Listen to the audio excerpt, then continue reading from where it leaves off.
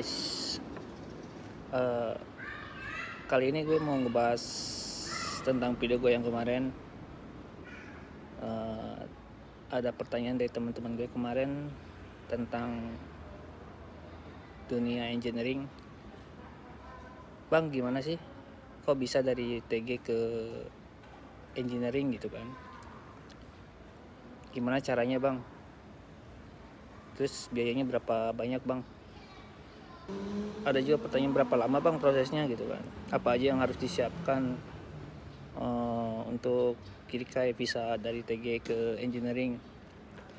Sebenarnya memang jauh-jauh hari juga udah gue planning kan gitu kan. Jadi buat ngehindarin biaya yang membengkak, kalau misalkan itu versi gue ya, kalau misalkan gue ngambil visa engineering dari Indonesia langsung gitu kan, itu perlu biaya yang cukup mahal, yang memberatkan gue sendiri gitu kan. Jadi mungkin buat teman-teman juga, kenapa ngambil yang mahal kalau misalkan bisa yang lebih kecil gitu kan ya, meminimalisir budget buat bisa kerja ke Jepang gitu kan. Sebenarnya ada teman gue juga yang bahkan tanpa biaya bisa ngambil visa engineering, tapi mungkin itu sangat sedikit ya.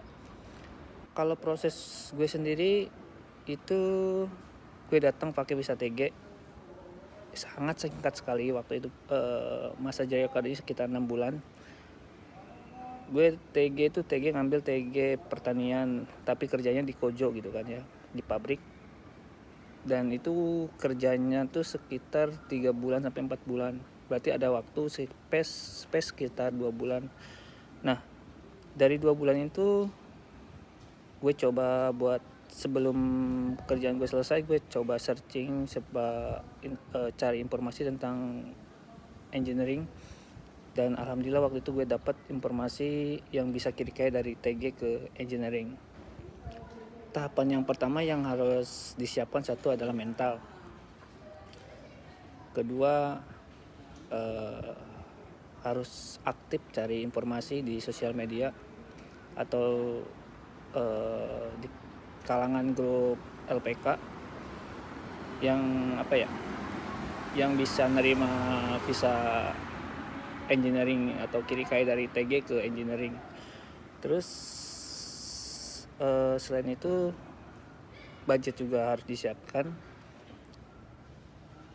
sama kaiwa mungkin ya untuk mensetsu dengan pihak TSK-nya. Soru yang harus teman-teman siapkan salah satunya Rirekiso versi lengkap ya, kemudian Jari Okado yang sekarang, kemudian paspor. Selain itu untuk visa engineering ini sangat ketat mungkin bagi gue. Jadi ijazah dan transkrip nilai.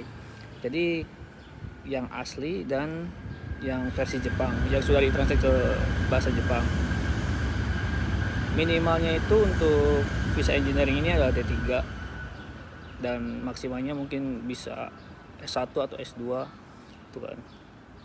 Sama sertifikat bahasa kalau ada. Nah, untuk pekerjaan yang akan kita ambil itu harus sesuai dengan senmong atau jurusan kuliah selama masa kuliah kita.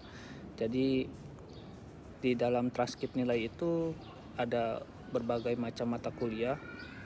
Terus nanti pihak imigrasi itu akan mensinkronisasikan, mencocokkan apakah bidang pekerjaan yang sekarang itu yang akan diambil itu ada dalam mata kuliah kita gitu kan. Kalau misalkan, kalau saya sendiri kan saya ngambil teknik industri, jadi ada tentang mata kuliah itu tentang dunia industri. Jadi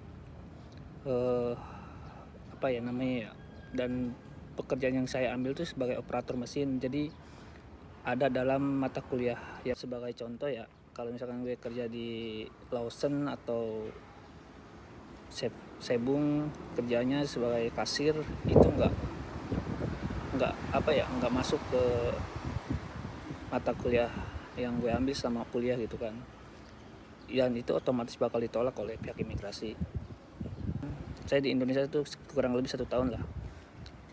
Itu pun ditanyakan oleh pihak imigrasi, selama 1 tahun itu aku ngapain aja di Indonesia, dan itu harus dicantumkan untuk keterangan ke imigrasi.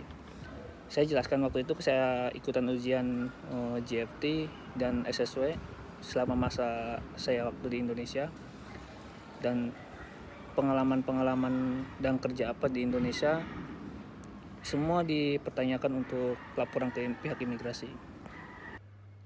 Nah, setelah semua proses itu udah selesai, barulah saya dapat informasi bahwa Zario Kado saya sudah selesai dan sudah jadi.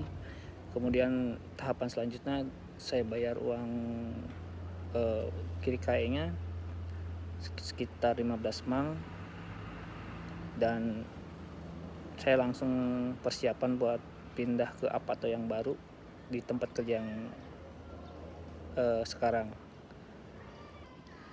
Selama proses nunggu visa jadi itu sekitar 2,5 bulan, dan saya harus mengeluarkan biaya sewa Apato, biaya hidup sekitar ambillah sekitar 10 atau 11 mang ya. Jadi total sekitar 25 mang. 25 mang kurang lebih segitu. Dan alhamdulillah saya masih bisa dapat gaji selama visa TG. Kemudian uangnya itu saya gunakan buat pergantian visa. Setelah visa itu jadi, saya kerja, dan alhamdulillah sampai sekarang alhamdulillah tidak ada kendala. Saya sudah pindah perusahaan lagi, dan di tempat kerja yang sekarang pun alhamdulillah perpanjangan visa alhamdulillah lancar, tidak ada kendala. Dan untuk visa Kijinkoku itu mungkin tidak ada batasan buat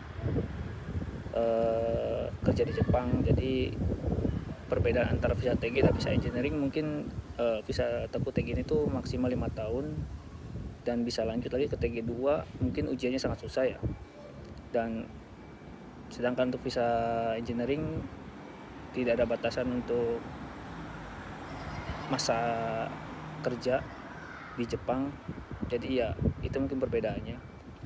Dan mungkin video ini bisa menjawab pertanyaan teman-teman. Itu pengetahuan dan pengalaman saya sendiri. Oke guys, terima kasih.